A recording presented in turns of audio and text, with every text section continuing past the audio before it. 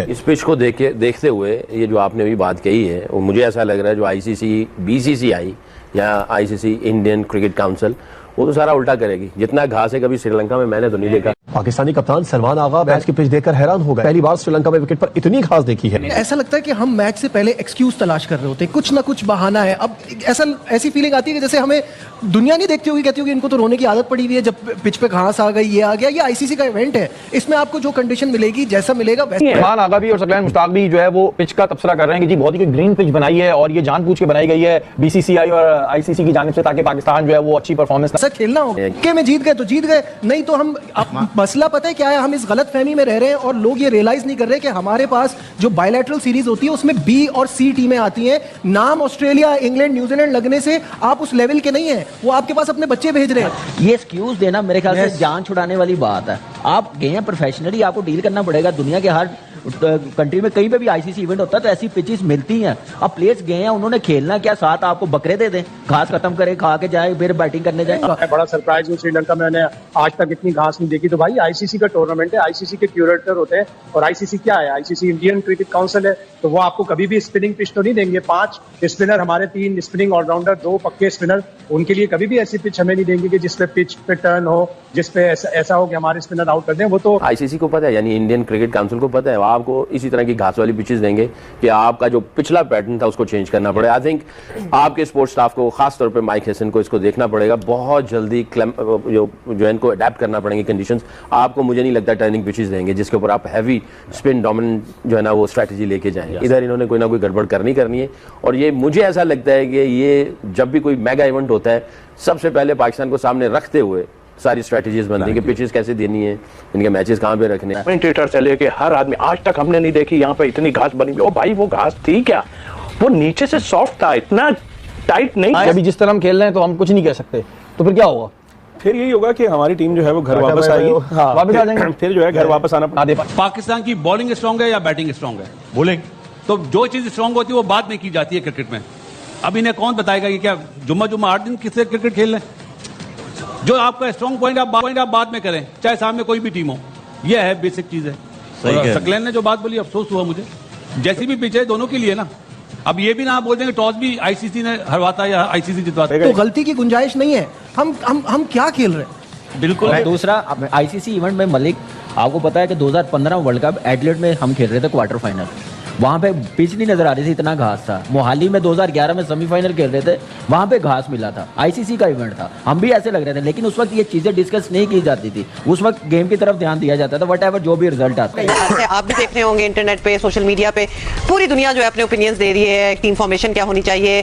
पाकिस्तान अब शुक्र है अल्हम्दुलिल्लाह सुपर 8 में पहुंच गया है, तो हमारे सामने सभी तगड़ी टीमें हैं, इसलिए गलती की गुंजाइश एटलीस्ट बिल्कुल नहीं बनती। टीम सिलेक्शन का फैसला अहम तरीन होगा आपकी नजर में, बाकी तो दुनिया बता ही रही है। फखर जमान और ख्वाजा नाफे में से किसी एक को मौका दें या दोनों की जगह बनती है? नहीं, दोनों की जगह देखें। अब आप ज्यादती ना करें। आपने ऑलरेडी पाकिस्तान के साथ जो है बड़ी चीजें कर दी हैं, और ये बड़ी टीमें हैं। इधर आधा तीतर आधा बटेर नहीं चलेगा। आपके पास प्रॉपर 2 डेप्थ के अंदर फास्ट बॉलर्स होने चाहिए, ठीक है, जो आपके डेप्थ के ओवर करके दें। आपको बीच के अंदर आपको अबरार को लेके आना है, क्योंकि जो न्यूजीलैंडर्स हैं, आप देखें कि वो लेग स्पिनर को बहुत अच्छा खेलते हैं, लेकिन वो मिस्ट्री स्पिनर के अगेंस्ट वो फंसते हैं।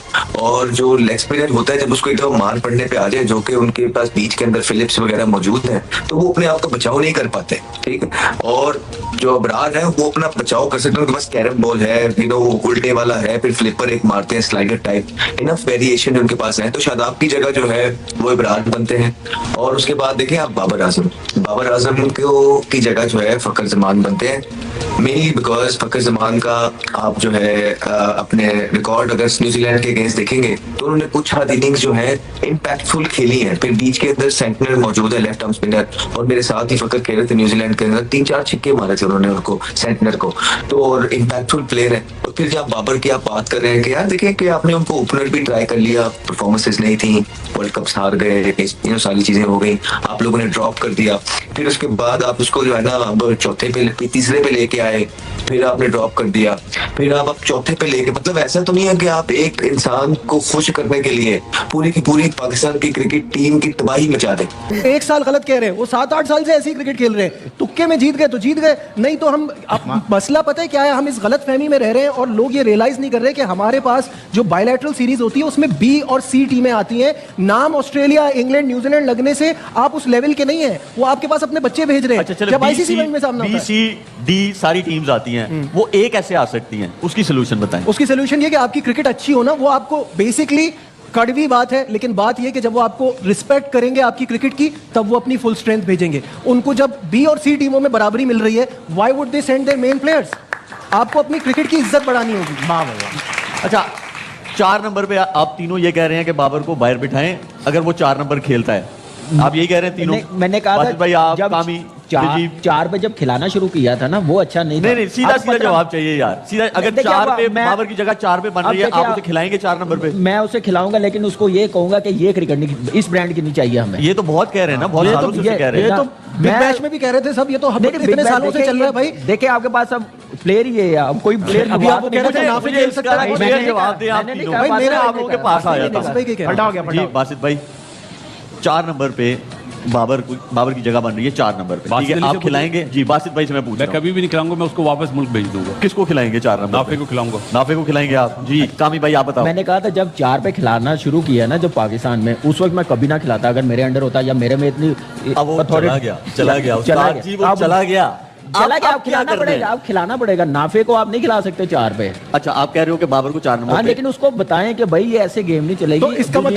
इसका मतलब ये हुआ कि अब जो रिमेनिंग वर्ल्ड कप है आप क्रिटिसाइज नहीं करेंगे, अब वो आपको कह रहे हैं खेलेगा ना, करेंगे मैच पे करेंगे ना, फिर इसका हल नहीं है ना। इस पिच को देखते हुए ये जो आपने अभी बात कही है, वो मुझे ऐसा लग रहा है जो आईसीसी, बीसीसीआई या आईसीसी इंडियन क्रिकेट काउंसिल, वो तो सारा उल्टा करेगी। जितना घास है कभी श्रीलंका में मैंने तो नहीं देखा। अच्छा, अब उसकी शाबाश देनी चाहिए रसल आर्नल्ड को, जो उसने पिच रिपोर्ट बताई है कि जी थ्रू द लाइंस भी चलेंगे, हाई स्कोर होगा, पास स्कोर 155 है। कमाल की ये दोनों चीजें मैच नहीं कर रही हैं उसने जो पिच रिपोर्ट दी है।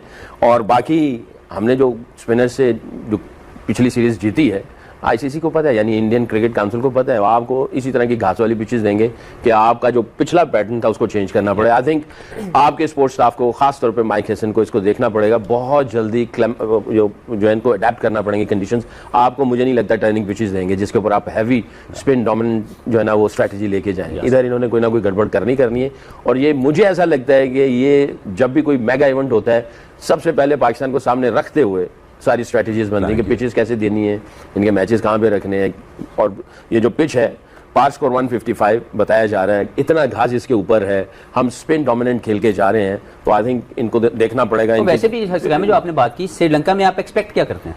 टर्न एक्सपेक्ट करें स्पिन का। हाँ। इस पिच के ऊपर अब आपके लिए वो जो टेम्पलेट आपने सेट किया है, जिसकी एक कॉन्फिडेंस लेके आप जा रहे हैं, वो आपको तोड़ना पड़ेगा। क्योंकि अगर आप यहाँ पे सीमर नहीं खिलाते तो कंडीशनल एडवांटेज नहीं उठा पाएंगे, और अगर आप स्पिन खिलाते हैं तो आपकी एक कमी नजर आएगी, क्योंकि कंडीशन ये डिमांड कर रही है कि 3 सीमर खेलें इस पिच के ऊपर। ऐसे ही मुझे ऐसा लगता है, क्योंकि 155 अगर पार स्कोर वो बता रहा है और घास इसके ऊपर है, उसने नॉक करके भी बताया कि इट्स फर्म, बॉल कैरी भी करेगा। साढ़े के मैनेजर की भी बात हो रही है। साढ़े के मैनेजर से 2003 में अक्टूबर पे गया तो एक मैनेजर था, तो उसका पसंदीदा एक प्लेयर खेल रहा था, तो उसने पहला गेंद खेला वकी दे विच, दूजा गेंद खेलिया थाई दे विच, तीजा गेंद खेलिया तो बोल्ड हो गया।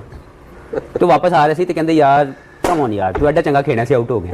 जय हिंद दोस्तों। तो दोस्तों आज से सुपर 8 का मुकाबला चालू है, जिसमें आज पाकिस्तान वर्सेस न्यूजीलैंड शाम 7:30 बजे खेला जाना है। दरअसल आपको बता दें कि इनका जो एक एक्स क्रिकेटर सकलेन मुश्ताक है, उसने एक बयान दिया है कि आईसीसी की ये चाल है, उन्होंने ग्रासिक पिच दे दिया हमें न्यूजीलैंड के खिलाफ कि इससे पाकिस्तान की परफॉर्मेंस लूज हो जाए और ये सुपर 8 में ही बाहर हो जाए। लेकिन इन बेअक्लों को कौन बताया कि उस पर तो दोनों टीम खेलनी है, मतलब कि उस पर न्यूजीलैंड भी तो खेलेगी, एक टीम को कैसे ही वो होगा, मतलब नुकसान होगा। लेकिन इनको सिर्फ कंट्रोवर्सी क्रिएट करनी है, मतलब कि इनको ये है कि हम उससे पहले टीआरपी ले लें, हमारे न्यूज़ चैनल को फ़ायदा हो जाए और इंडिया में बातें हो कि सकलान मुश्ताक ने ऐसी ऐसी बातें की, एक्स क्रिकेटरों ने ऐसी ऐसी बातें की। हालांकि यहाँ पे कुछ हैं होशियार, मतलब इनके कुछ एक्स क्रिकेटर जो हैं फेयर प्लेयर हैं, मतलब कि वो सब बातें कर रहे हैं कि मतलब कि दोनों टीम बराबरी है।